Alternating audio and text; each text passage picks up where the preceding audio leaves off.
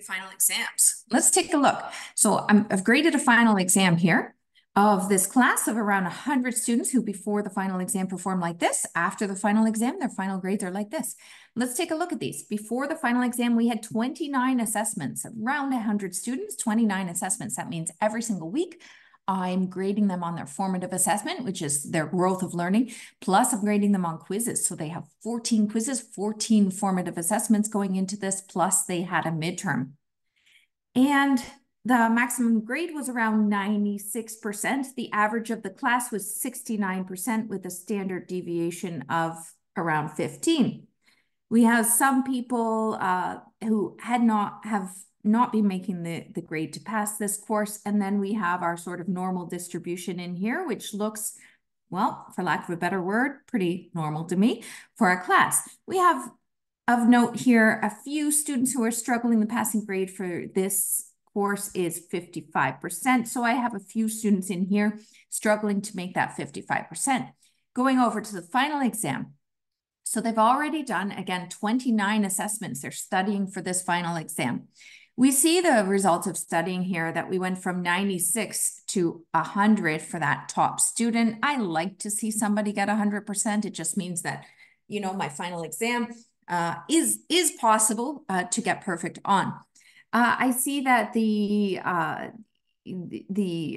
average goes from 69 to 72. This is a normal reflection of a student body who has done lots of work studying. I am very happy about that. I do expect their grades to be slightly higher, but not too much higher.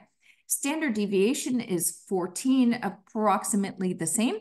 And I have this nice normal curve. Now, this is a little bit strange that it dips down here. Can't really explain that. You see that these students who were really struggling just basically didn't write the exam. These students are, I don't want to say unfortunately, because these students are on a different path and everybody has a different path in life. So it might be fortunate that they are on a different path. So you see that some of these students who had grades around 25 are no longer there, whereas these students here who, you know, were struggling to get that 55 to pass the course, have worked hard studying and have got that 55. This is good news as well. So things I like about this, I like that the standard deviation stayed the same. I like that the average is approximately the same. I like that it is all shifted up just a teeny tiny percent to reflect that studying efforts that these students did. What we end up with now is before the final exam and after the final exam is exactly what I like to see. I see that the average went from 69 to 70. It did not change very much. The standard deviation went from 15 to 13. It tightened up a little bit. I have this student body who I have the people in the class who should be in the class, and what has happened is they have, you know, put a little bit of more effort into refining their knowledge, and really it's because of these ones who have just a couple of students who have gone on to a different path has reflected this standard deviation. The rest of them, really what I'm seeing is that this was their abilities in the class overall. Their abilities were reflected the same on the final exam with that little push of studying. And then after the final exam, again, I see the same thing. I see around the same average, and I see around the same deviation, plus or minus, you know, the students in here. And the purpose of a final exam, a well-written, a well-designed final exam, is that the knowledge of the students are reflected in the grade. You want the students with little knowledge to have less grades. You want the students with most of the knowledge to have most of the grades. You want the students who know everything to be able to study, to be able to get 100% on that final exam.